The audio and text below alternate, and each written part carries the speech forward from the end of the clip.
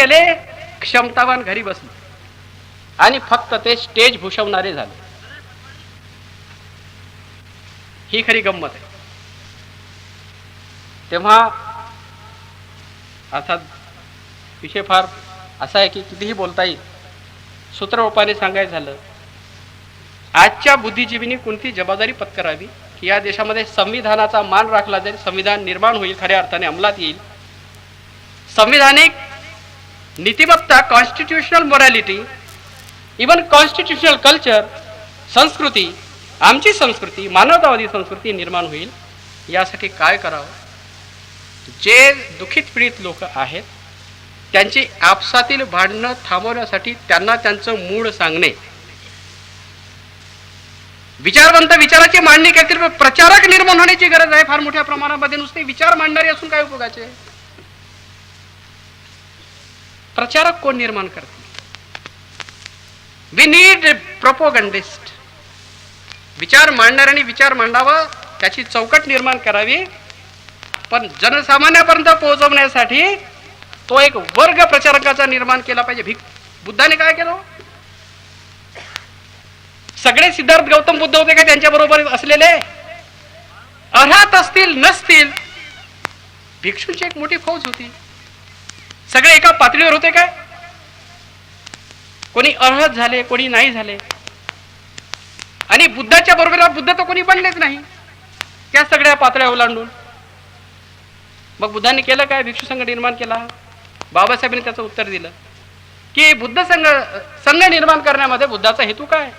जगभर काय एक परिपूर्ण मानवी स्वातंत्र्याचे लढे पुकारले जात होते, मानवी स्वातंत्र्याच्या व्याख्या होत होत्या, समाजाचं दुःख समाजाला समजून सांगून त्याच्या दुःखातून त्याला मुक्त करणारी प्रचारकाची एक टीम, लोकोपयोगी मनुष्य घडवणे. हा लोकोपयोगी मनुष्य म्हणजे भिक्षू. या अर्थाने बुद्धाने भिक्षू संघाची निर्मिती केली असं बाबासाहेबांनी म्हटलेलं आहे. आम्ही केलं का ते? झाले तर विद्वान, नाहीतर भुके कंगाल. विद्वान झाले तर पुस्तकं लिहिले आणि पुरस्कार प्राप्त झाले. समाजाची, इतक्या प्रचंड मोठ्या समाजाची ही जी गरज आहे, गरज फक्त अस्पृश्यांची नाही. हा देखील बाबासाहेब आंबेडकरांच्या चळवळीला बंदिस्त करण्याचा जो कुटील डाव या देशातल्या मनोवाद्यांनी टाकला, आपण तोही ओळखू शकलो नाही. दलितीकरण, दलितायझेशन खूप झालं आणि दलितायझेशन मध्ये बाकीचे लोक सामावले गेले नाही. गावगाड्यामध्ये संघर्ष या लोकांच्या मध्ये लढत राहिले तर आमच्या दलित साहित्यिकांनी कशा प्रकारचं विश्लेषण केलेलं आहे की अमुक अमुक गावातील सवर्णांनी तिथल्या दलितावर हल्ला केला. आता सवर्ण म्हणून तुम्ही त्यांना भूषवल्यानंतर ते मागे कशाला येते? शूद्र सवर्ण आहेत? सवर्णाच्या कोणत्या परिभाषेमध्ये येतात? आणि मग गावगाड्यामधला तो संघर्ष, मग यांनी यायचं त्या दलितांच्या वस्तीमध्ये प्रक्षोभ भाषण करायची, दिलासा देणे इथपर्यंत ठीक आहे. झगड्यामध्ये जो पहिल्यांदा भरडला गेला, जास्त भरडला गेला, त्याच्याकडे जाणं, त्याचे अश्रू पुसणं, त्याला सांत्वन देणं आणि त्याच वेळेला अत्याचार करणाऱ्यांना धाक देण्याचा प्रयत्न करणं, हे ठीक आहे, समजू शकतो आपण. पण त्याच्यानंतर अत्याचार करणारा अत्याचार करणार नाही आणि तूही कोणत्या तरी श्रेणीमध्ये या व्यवस्थेद्वारे अपमानित आहेस, जगभर हे सांगता आलं का आपल्याला? मानवी स्वातंत्र्याच्या व्याख्या होत्या जरी श्रेष्ठ असते, मानवी स्वातंत्र्य ब्राह्मणाच्या तुलनेमध्ये तुझं स्थान काय आहे? तो चांभार कुपावर असेल, तुला जास्तीत जास्त ओसरीपर्यंत येऊ दिलं जाते. हे गंमत आहे. माझ्या बरोबर शिकलेला माझा एक विद्यार्थी, माडी जातीचा, ज्याला मराड म्हणतात आपल्याकडे, माझ्या बरोबर शिकणारा, आणि तो एका कोंबड्याच्या घरी पाणी भरण्याचं काम करत होता. ते पाणी भरण्यासाठी तो लगबगीने विहिरीवर गेला. त्या विहिरीवर आधीच काही 5-6 बाया पाणी भरत होत्या. जसंही या पोराने बादली सोडली आपल्या विहिरीमध्ये, तेव्हा त्या बाकीच्या बाहेरी भरभर काढून घेतली. याला अजिबात अक्कल नाही, हलकट, नालायक, लुच्चा, समजत नाही आम्ही पाणी भरून राहिलो. तो माझा वाढई नावाचा बाबूराव वाढई कार्यकर्ता आहे आजच्या घडीला. त्याला प्रतिप्रश्न केला की काय बिघडले याच्यामध्ये? पाणी भरून मला शाळेत जायचं आहे. त्यांनी काय बायाने उत्तर द्यावं? जात नाही पाहत, पात नाही पाहत, थांबायला काय झालं तुला? पाणी भरतो कोमट्याच्या घरचं. विहिरीवर बाया आहेत, त्या थोड्याशा कोमट्या मारवाड्याच्या आहेत. हा मराळ आहे, कोमट्यासाठी पाणी भरत आहे. आणि तरीही पाणी तो काढतोय, या गोष्टीचा त्यांना विटाळ आणि त्या मराळांना महारांचा विटाळ. किती मस्त आंतरसंबंध आहे. वरच्यांनी खालच्याला, अजून खालच्याला, अजून खालच्याला अशा लाथा मारत जायचं आहे. आणि वर म्हणजे वरच्यांना माथा, खालच्यांना लाथा, असं मामा देशमुख म्हणतात. हा प्रकार आहे. There is graded inequality as well as there is graded untouchability.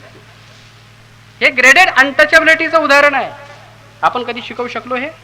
ज्यांच्यावर जबाबदारी होती की तू ज्यांचा आज तिरस्कार करतोस ते अनटचेबल्स मानतोस, जगभर इतरांच्या लेखी तू देखील मानवी स्वातंत्र्याचे लढे पुकारले जात होते. मानवी स्वातंत्र्याच्या व्याख्या अभिमानामध्ये मानवी स्वातंत्र्य किती, आपण जर त्याचा पोकळ अभिमान घालवण्याचं जर काम केलं असतं तर गावागावामध्ये परस्परशी भांडणारे लोक भांडले नसते, त्यांना विसरावं लागलं असतं. पोकळ अभिमानाची हवा निघून गेली असती. नाईलाज म्हणून या सगळ्या गोष्टी त्याला पचवाव्या लागल्या असत्या, स्वीकाराव्या लागल्या असत्या. हे केलं नाही. ही आमची चुकलेली वाट आहे. आपण जिथून चुकलो तिथून आता ती दुरुस्त केली पाहिजे. बाबासाहेब आंबेडकरांनी ज्यांच्या ज्यांच्यासाठी म्हणून संविधान निर्माण केलेलं आहे त्या सगळ्यांना आपण संविधानामध्ये त्याच्यासाठी काय दिलेलं आहे आणि ते त्याला का मिळवू शकले नाही. अरे या लोकांचे बाबाळे काढले पाहिजे आपण. महाराष्ट्रामध्ये तथाकथित पुरोगामांचं सरकार किती वर्षापासून आहे. इथे फक्त एक झालंय, RSS वाल्यांना फक्त म्हणायचं आणि काँग्रेसवाल्यांना सलाम करायचं. एक ही थैली के चट्टे बेटे भाई. कोणी थोडासा जास्त आक्रमक दिसतो, थोडासा कोणी माइल्ड दिसतो, सौम्य दिसतो, तेच आहे. एक खलनायक आहे, एक दिसताना खलनायक दिसतो, एक दिसताना हिरो दिसतो. एकाच नाटक कंपनीचे कलाकार ते आपण का विसरतो. आणि या सगळ्यांना ऑपरेट करणारा जो मेंदू आहे तो ब्राह्मण्यवादी मेंदू आहे, हे आपण का विसरतो. कोण म्हणतो काँग्रेस पुरोगामी? भाजप जेवढी प्रतिगामी तेवढीच काँग्रेस प्रतिगामी. आमच्यातल्या काँग्रेस भक्तांनी देखील हे बरोबर ठेवलं पाहिजे मनात. हे चुकीचं आहे. हे उलगडून सांगण्याची गरज आहे लोकांच्या पुढे. आमचे लढे आपण बरोबर पुनर्व्याख्या केली पाहिजे त्याची आणि पुन्हा मांडले पाहिजे, पुन्हा उभारले पाहिजे. कुठल्याही प्रकारचं कोणाविषयी आढ्यता आणि किलबिश न ठेवता साथीला जे येतील ते येतील.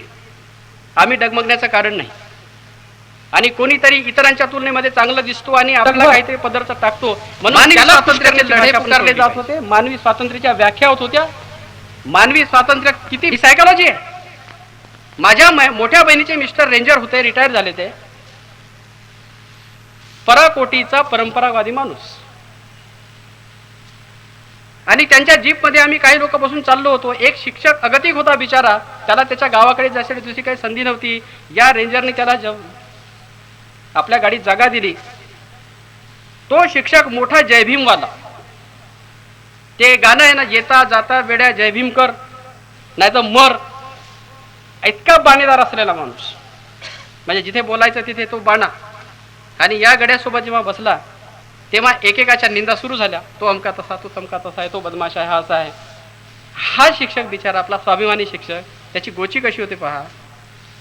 हो साहेब ते बरोबर आहे, त्या तमक्या मेश्रामशी आहे ना, मी देखील त्याला जय राम राम करत नाही. त्याला म्हणायचं मी जयभीम करत नाही म्हणायचं. केवळ तो एक अधिकारी आणि त्याची थोडीशी आपल्याला मदत झाली आहे म्हणून त्याचं मन राखण्यासाठी हा असं बोलतो. म्हणजे स्वतःला तो लवचिक करून घेतो. ही छोटी आवृत्ती आहे. आणि आमच्या समाजातले पुढारी आणि साहित्यिक त्याची मोठी आवृत्ती. ते असंच करतात. ते लोकांच्या मध्ये असताना क्रांतिकारी दिसतात, मालकांच्या पुढे शेडपट असतात. आकसपूर्ण टीका नव्हे, इट्स अ स्टार्क रियालिटी. ही वस्तुस्थिती आहे. कुठवर नाकारायची आपण. आणि सोंगा किती वेळा, किती सोंगा केले तरी पाहतच पाहणारे लोक.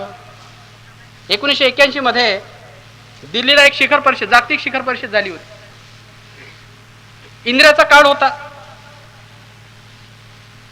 इंदिराबाईचा काळ होता आणि शिखर परिषद झाली दिल्लीमध्ये. जगभर आता दिल्लीमध्ये मानवी स्वातंत्र्याचे लढे पुकारले जात होते. मानवी स्वातंत्र्याच्या व्याख्या. त्यांना भय वाटलं की मानवी देशातलं हे सगळं पाहिल्यानंतर, राजधानी मधले हे सगळं दुर्दशा पाहिल्यानंतर काय म्हणतील. तर झोपडपट्ट्याचा जो भाग आहे त्याच्यामध्ये त्यांनी डेकोरेशन वाल्याला कॉन्ट्रॅक्ट देऊन तिकडे रंगीत पडदे लावले. रंगीत पडदे लावले. हेतू असा होता की परदेशी पाहुणे जरी आले तर ती इकडे राहतील आणि त्यांना ते भकास आणि विभित्स दर्शन दिसणार नाही. परदेशी पाहुण्यांना प्रश्न असा पडला की एखाद्या देशाच्या राजधानीमध्ये इतके कलरफुल पडदे कसे काय ठिकठिकाणी. मग ते पर्दे के पीछे क्या है, पर्दे के पीछे क्या है म्हणून गेले बिचारे. मग त्यांना दिसलं पडद्यामागचा भारत, भारताच्या राजधानीतला भारत. झाकून किती झाकणार. लोक सावध होऊ लागले आहे, थोडंफार कळू लागलेलं आहे. जरी या देशाच्या वाघीण रूपी शिक्षणाच्या दुधामध्ये, वाघिणीचं दूध म्हणून ज्या शिक्षणाला बाबासाहेबांनी म्हटलं, education is tigress's milk, one who will drink will roar. वाघिणीचं दूध आहे, प्राशन केलं तर गुरगुरणार. सगळे लेखाचे मांजराचे कडप तयार झाले, म्याव म्याव करणार. का असं झालं. एक तर बाबासाहेब चुकले असतील. मग शिक्षणाला त्यांनी इतकं मोठं महत्व दिलं. ज्योतिबांनी तर दिलंच, बाबासाहेबांनी स्पष्ट केलं ते. मग बाबासाहेब जर चुकले नसतील तर शिक्षणामध्ये कुठेतरी बदमाशी झाली. ही बदमाशी मांडण्याचा प्रयत्न झाला.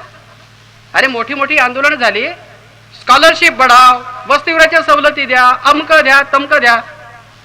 शिक्षण मंडळाचं एकही पुस्तक आमच्या मर्जीशिवाय निर्माण होणार नाही याच्यासाठी कुठे आमचं आंदोलन झालं. स्कॉलरशिपसाठी आंदोलन झालं तर मला माहिती आहे. पॅटर्न आमच्या मर्जीशिवाय एज्युकेशनल पॅटर्न निर्माण मानवी स्वातंत्र्याचे लढे पुकारले जात होते. मानवी स्वातंत्र्याच्या व्याख्या होत्या. हा विषय आंदोलनाचा आहे. मानवी स्वातंत्र्य किती हा निर्माण करण्याचा विषय आहे. ज्यांच्या हातात सत्ता असते तो व्यवस्था चालवतो, तो निर्माण करतो आणि अंमलबजावणी करतो. ज्यांच्या हातात आहे ते आपल्या फायद्याचा करतील.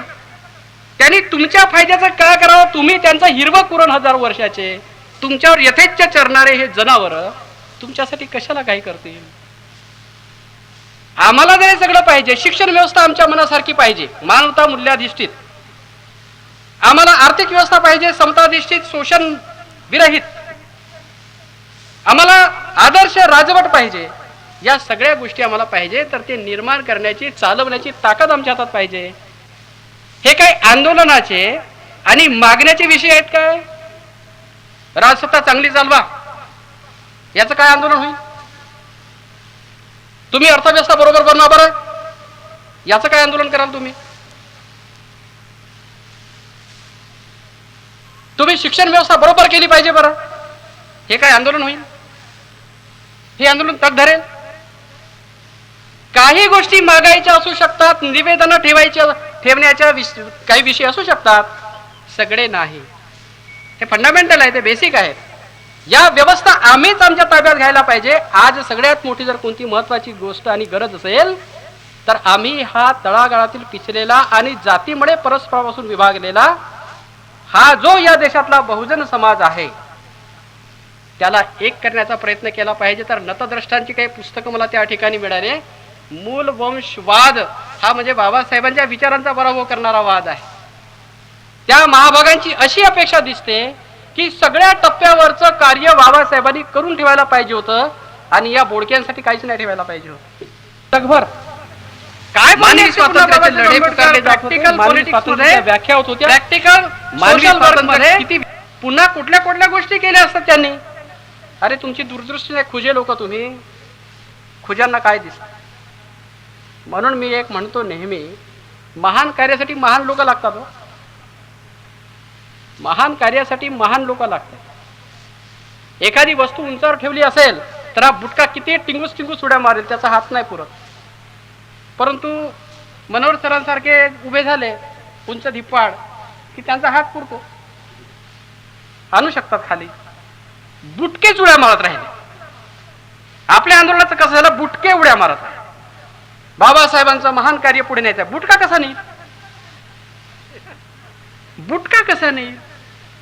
व्यक्तिमत्वात बदल होण्याची गरज होती. याने आपल्या पर्सनॅलिटीचा विचारच कधी केला नाही, व्यक्तिमत्वाचा विचारच कधी केला नाही. उड्याच मारत बसतात. आणि खबरदार हात छाटू आहे का तलवार आहे बाबू जवळ. आणि ज्या क्षेत्राशी संबंधित तो बोलतोय खबरदार हात छाटू, त्याच्यात लागलेली तलवार कुठे असते माहिती आहे. ती लोहारच्या घरी बनते का, खात्याच्या दुकानात भेटते का तुला, की हार्डवेअरच्या दुकानात भेटते. तिथं नाही भेटत ती तलवार. तू हातात धरल्याबरोबर पहिले जाशील जेलमध्ये.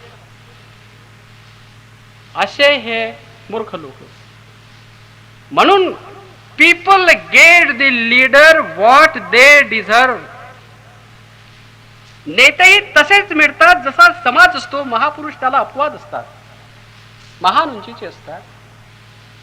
बहुजन समाजाचं सगळ्यात मोठं वास्तव हे आहे की याच्यामध्ये एकतर एकदम उंचीचे हिमालयीन उंचीचे महामानव तयार होतात, नाहीतर सगळे खुरटी झुडप. मानवी स्वातंत्र्याचे लढे पुकारले जात होते. मानवी स्वातंत्र्याच्या व्याख्या आहे. हा जो मानवी स्वातंत्र्य किती शोषकांचा, त्यामध्ये महान माणसं तयार होत नाही. ब्राह्मणशाही महान माणसं प्रसवू शकत नाही. A no Brahmin can be revolutionary. बाबासाहेबांनी म्हटलं no Brahmin can be revolutionary. आणि ब्राह्मीण व्यवस्थेमध्ये कोण महान माणसं निर्माण होऊ शकत नाही. जी विषमतेवर आधारित आहे, अन्यायावर आधारित आहे, ती चांगली माणसं निर्माण होण्याचा प्रश्नच कुठे आहे? शक्यच नाहीये. पण एक वैशिष्ट्य आहे त्या समाजाचं, त्या समाजाच्या तत्कालीन गरजांअनुरूप त्यांच्याकडे नेतृत्वाची प्रचंड फळी तयार होते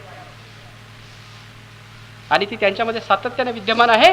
ती निर्माण करण्याची प्रक्रिया त्यांनी करून ठेवलेली आहे, ती व्यवस्था केलेली आहे आणि म्हणून त्यांना ते प्रॉडक्ट मिळत आहे. Where is our machinery? Have we done it? हे केलं आम्ही. मग काय पुस्तकं लिहायचे फक्त आणि पुरस्काराची वाट पाहायची? अरे पुरस्कार मारा, लाथ मारा, चुलीत जाऊ द्या, पुरस्कार ऐसी की तैसी. मी माझ्या लोकांचं काम करतो बस. आणि बाबासाहेब जसं म्हणतात की वो मुझे काजल लगाते हैं, म्हणजे जेव्हा टीका करतात तेव्हा बाबासाहेब म्हणायचे की टीकाकार जेव्हा टीका करतात तेव्हा मी असं समजतो की वो मुझे काजल लगाते. आमच्याही या समीक्षकांनी, संशोधकांनी, लेखकांनी त्यांच्या पुरस्कारांची वाट पाहण्याची गरज नाही. त्यांच्या जेवढ्या जास्त टीका येतील तितके आपण अगदी बरोबर रूटवर आहोत असं समजायला पाहिजे. नाही झालं, त्या सगळ्या चुकलेल्या वाटा आहेत. आणि जितका काळ चुकत राहू तेव्हा फक्त आपण परिसंवादाचे वक्ते राहू. आता हे असे परिसंवाद लागणं बंद झालं पाहिजे. हे चरबीत चरवण होणारे विषय सातत्याने आपण जे घोळत बसलो आहे, ही स्थिती निघून गेली पाहिजे. मानवी स्वातंत्र्याचे लढे पुकारले जात होते, मानवी स्वातंत्र्याच्या व्याख्या होत होत्या, कार्यक्रम. मानवी स्वातंत्र्य किती 10 साहित्यिक एकत्र येऊन करू शकत नसतील तर एकाच साहित्यिकाने करावं की या एवढ्या एरियामध्ये माझा एक प्रबोधनाचं मी कार्य करेन आणि असं काम करेल की जेणेकरून जाती जातीमध्ये असलेला हा जो भेद आहे तो नष्ट होऊन हे लोक त्यांच्या खऱ्या शत्रूच्या मागे खऱ्या शत्रूला लढा देण्यासाठी उभे होते. एवढं करेन हे एक ध्येय ठेवायला पाहिजे असं मला वाटते. असं जर झालं, बहुजनांचा लढा जर या देशामध्ये उभारला गेला, हजारो वर्षाचे गमावलेले अधिकार जर त्यांच्या हातामध्ये येऊ शकले तर संविधान निर्मित कॉन्स्टिट्यूशनल मोरॅलिटी निर्माण करा म्हणण्याची गरज उरणार नाही असं मला वाटते. एवढं बोलून मी माझं लांबलेलं भाषण या ठिकाणी आटोपतो. जय फुले, जय शाहू, जय भीम, जय भारत.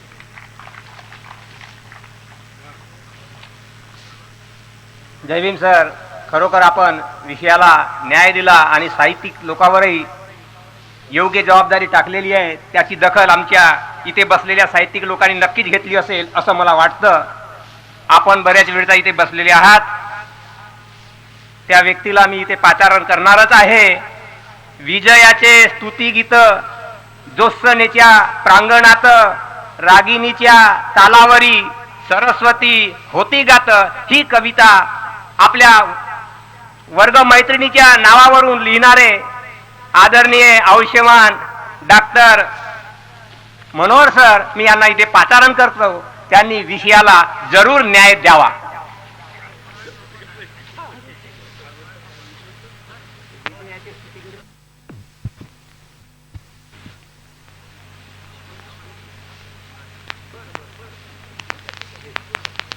जगभर मानवी स्वातंत्र्याचे लढे पुकारले जात होते, मानवी स्वातंत्र्याच्या व्याख्या होत होत्या.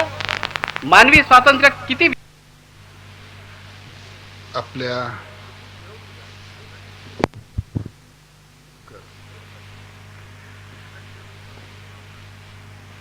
या सर्वांनाच तुमच्या वतीनं आणि मी स्वतः विनम्र अभिवादन करतो.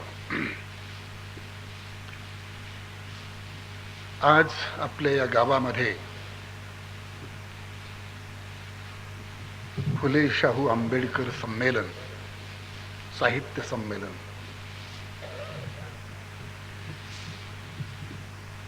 आयोजित केलं गेलेलं आहे. आणि या संमेलनाचं आयोजन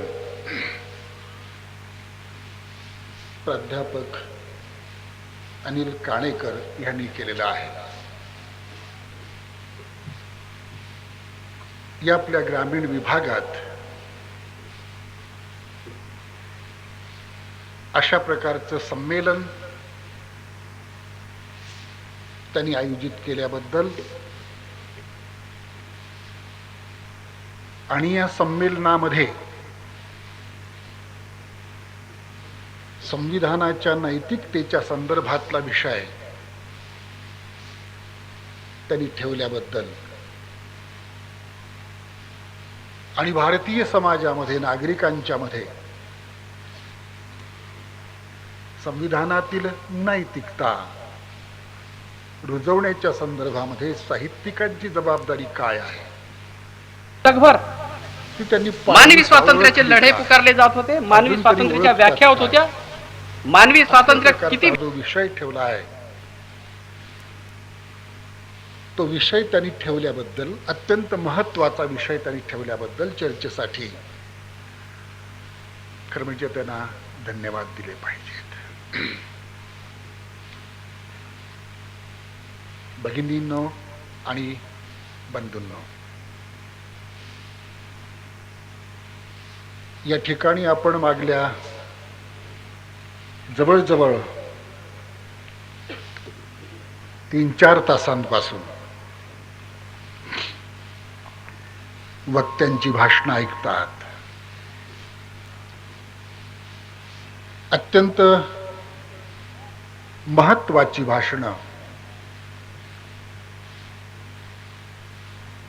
गिडामांचं भाषण, प्राध्यापक इंगोलेंचं भाषण, मेश्रामांचं भाषण आणि डॉक्टर जनबंधूंचं भाषण, अशी महत्वाची भाषणं आपण ऐकलेली आहेत. एक चांगलं विचार मंथन, एक चांगली चर्चा या निमित्तानं आपण सुरू केलेली आहे. व्यवस्थेला आपण नेहमीच दोष देतो. इथून सुरू करतोय.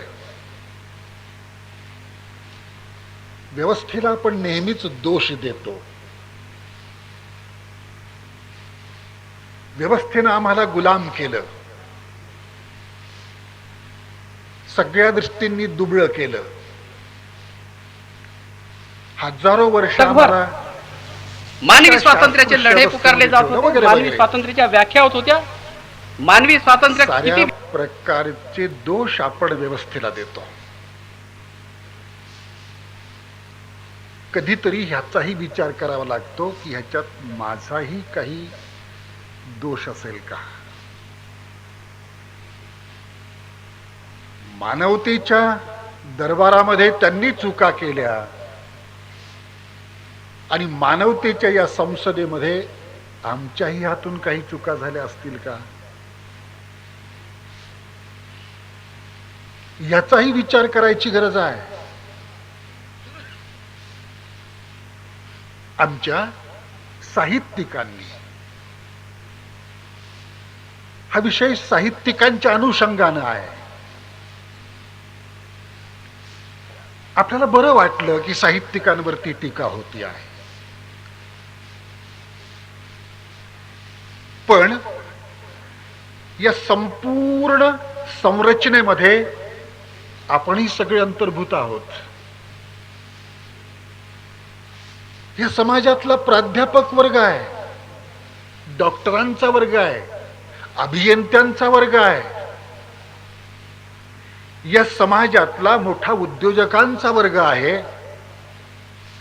या समाजातला राजकीय नेत्यांचा वर्ग आहे, धम्माच्या क्षेत्रातील भिक्खूंचा वर्ग आहे. या समाजातील तरुणांचा वर्ग आहे, तरुणींचा वर्ग आहे, या समाजातील सर्वसामान्य जीवन जगणाऱ्या माणसांचा वर्ग आहे, अफाट वर्ग आहे. आपण या निमित्तानं त्यातल्या एका वर्गाला परीक्षेला बसवलं आहे. मानवी स्वातंत्र्याचे लढे पुकारले जात होते, मानवी स्वातंत्र्याच्या या व्याख्या होत होत्या. निमित्तानं एका मानवी वर्गाची स्वातंत्र्य किती एक शलाका परीक्षा घेण्याचा प्रयत्न करतो आहोत.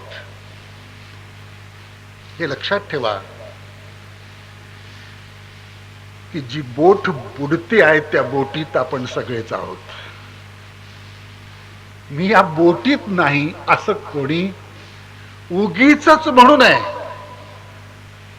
आपण याच बोटीत आहोत जी बोट बुडती आहे, रसा तळाला जाते आहे. हे काळजीपूर्वक लक्षात ठेवा. आणि संविधानाची नैतिकता, तुमच्या पुढे काही प्रश्न असे आहेत की मी एखाद्या माणसानं या नैतिकतेच्या संदर्भात प्रखर भूमिका घेतली आणि केवळ भूमिका घेतली असं नाही, ती प्रत्यक्ष आचरणातही आणून दाखवली, तरीही हा तुमचा आमचा समाज आहे. मागच्या 50 वर्षांचा इतिहास असा आहे, मागल्या 50 वर्षांचा इतिहास असा आहे की हा सगळा समाज बहुतांशी ज्यांना आंबेडकर कळला नाही त्या नेत्यांच्या पाठीशी आहे. हे लक्षात ठेवा.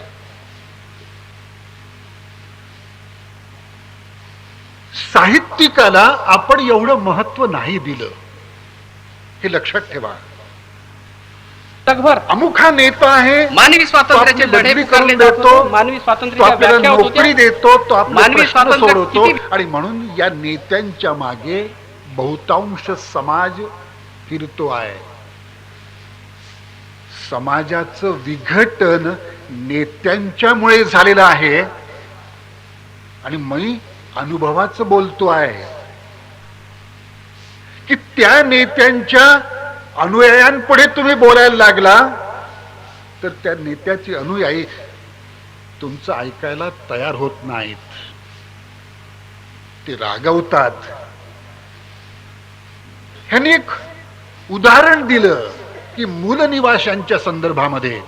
हे लक्षात ठेवा, हे महत्वाचं उदाहरण आहे. आणि मी एक तुम्हाला सांगतो, तुम्ही साहित्यिकांवरती जबाबदारी टाका. याच्या पुढे मारामाऱ्या प्रतिगामी आणि तुम्ही अशा होणारच नाही. मारामाऱ्या तुमच्यातच होणार आहेत आणि तुम्ही आजपर्यंत पाहिल्या नाहीत अशा मारामाऱ्या होणार आहेत. हे लक्षात ठेवा जरा. मूलनिवाशांचं उदाहरण आहे, त्याच्यावरती काही लोकांनी लिहिलं आहे. आणि ज्या पद्धतीने ते बोलतात नागपुरामध्ये तुम्हाला माहित नसेल, प्रचंड पद्धतीने ही मंडळी बोलतात. पहा, खरं म्हणजे या बाबतीतलं सत्य अभ्यासकांनी लक्षात घेण्याची, समजावून सांगण्याची गरज आहे. थोडक्यामध्ये हा विषय मांडायचा तर असं म्हणता येईल, बाबासाहेब आंबेडकरांनी एका ठिकाणी आर्य हे इथलेच आहेत असं म्हटलं. एक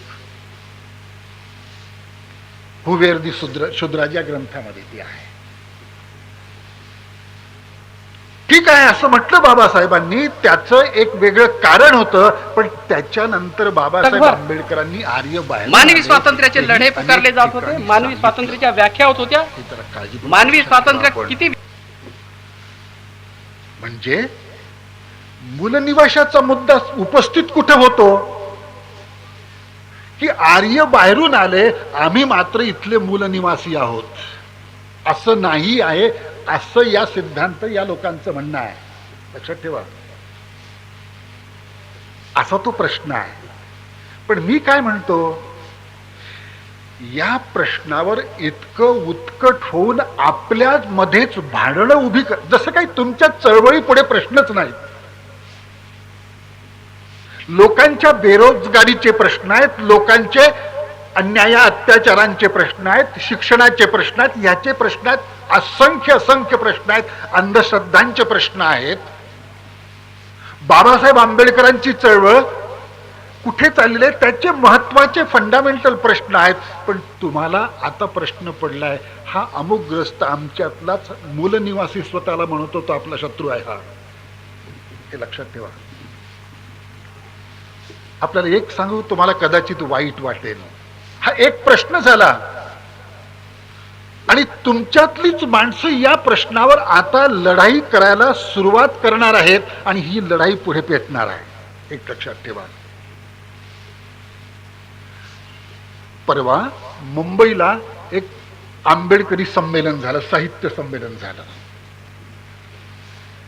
या संमेलनामध्ये विपश्यनेवरती विषय घेतला होता एका परिसंवादासाठी. विशेषतः या अनुषंगाने या विषयाची एक आपण आता शहानिशा करावी, एकदा होऊन जाऊ दे या पद्धतीने तो विषय घेतला गेला. पहा, तुम्हाला एक सांगू का, जगभर मानवी स्वातंत्र्याचे लढे पुकारले जात होते, मानवी स्वातंत्र्याच्या व्याख्या होत होत्या.